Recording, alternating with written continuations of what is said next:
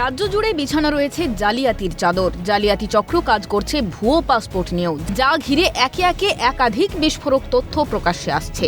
তদন্তে উঠে এসেছে মানব পাচার চক্রের যোগের সম্ভাবনা। ইতিমধ্যেই পাসপোর্ট জালিয়াতি কাণ্ডে গ্রেফতার বেড়ে দাঁড়িয়েছে 6। এখনও পর্যন্ত তদন্তে নেমে শেষ যাকে গ্রেফতার করেছে পুলিশ, তিনি দত্তপুকুরের মুক্তার আলম। মুক্তারের বিরুদ্ধে রয়েছে একাধিক বিস্ফোরক অভিযোগ।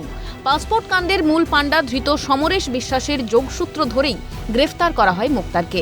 এই সমরেশের নির্দেশেই নাকি বাংলাদেশিদের সঙ্গে পরিচয় করানো থেকে শুরু করে ভুয়ো তথ্য বানানোর কাজ, এরকম পাসপোর্ট চক্রের একাধিক অপরাধমূলক কাজের সঙ্গে জড়িত ছিল মুক্তার আলম। কিন্তু মুক্তার যাদের সঙ্গে এতদিন বাস করেছেন সেই এলাকাবাসীরা কি জানেন গুণধর মুক্তারের এহেন কীর্তি? খোঁজ নিল সিএন। ভুয়ো পাসপোর্ট কাণ্ডে সদ্য গ্রেপ্তার হওয়া মুক্তার আলমকে জিজ্ঞাসাবাদ করে উঠে আসে চাঞ্চল্যকর তথ্য।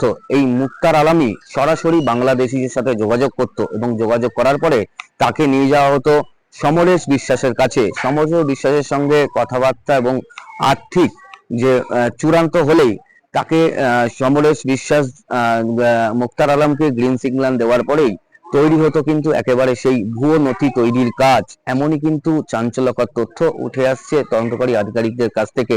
এবং তিনি কিন্তু 15-20 বছর এই দত্তপুকুরের যে ফুল বাগান আছে সেই ফুল বাগান বাড়ির এলাকায় বসবাস করে তার সন্তান এবং তার স্ত্রীকে নিয়ে।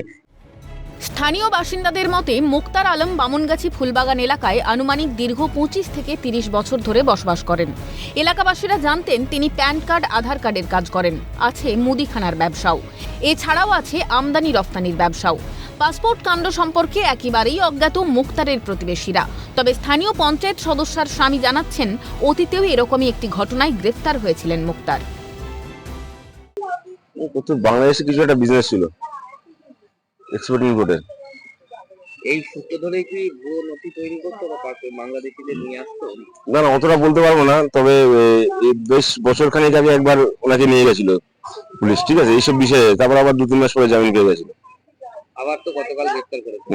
গতকাল তারপর শুনলাম গতকাল গ্রেফতার করেছে। 25 বছর আমার বয়স হিসেবে আমি 25 বছর মতন ওনাকে চিনি।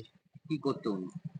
উনি ওই কাজ বাজ কম বেশি ওই টুকটাক করতো। ওই মানুষের কারোর প্যান কার্ডের দরকার থাকলে প্রয়োজন হলে ওইসব করে দিত। পাসপোর্ট বানাতো উনি? পাসপোর্টের বিষয়ে আমি জানি না। আদা, ওই ডাল, তারপরে আপনার মশলা ব্যবসা করতো। উনি কতদিন ধরে এই পাসপোর্টের কাজ করতো? এটা আমরা জানি না, আমরা এইগুলো কোনো কিছুই দেখিনি কোনোদিন। প্যান কার্ড, আধার কার্ডের কাজ যে করতেন মুক্তার আলম তা জানাচ্ছেন স্থানীয়রাই। প্যান, আধার কার্ড বানানোর নেপথ্যেই কি চলতো ভুয়ো নথি বানানোর কাজ? বিষয়টা যেন অনেকটা 2-2 4 হয়ে যাওয়ার মতোই। তাহলে কি মুক্তার আলম সহ বাকি ধৃতদের জেরা করে পাসপোর্ট জালিয়াতি চক্রের পর্দাফাঁস হবে? তদন্তে আন্তর্জাতিক মানব পাচার চক্রের যোগের আশঙ্কায় কি ভবিষ্যতে সত্যি প্রমাণিত হবে? নজর থাকছে সেদিকেই। অপু শীলের রিপোর্ট, ক্যালকাটা নিউজ।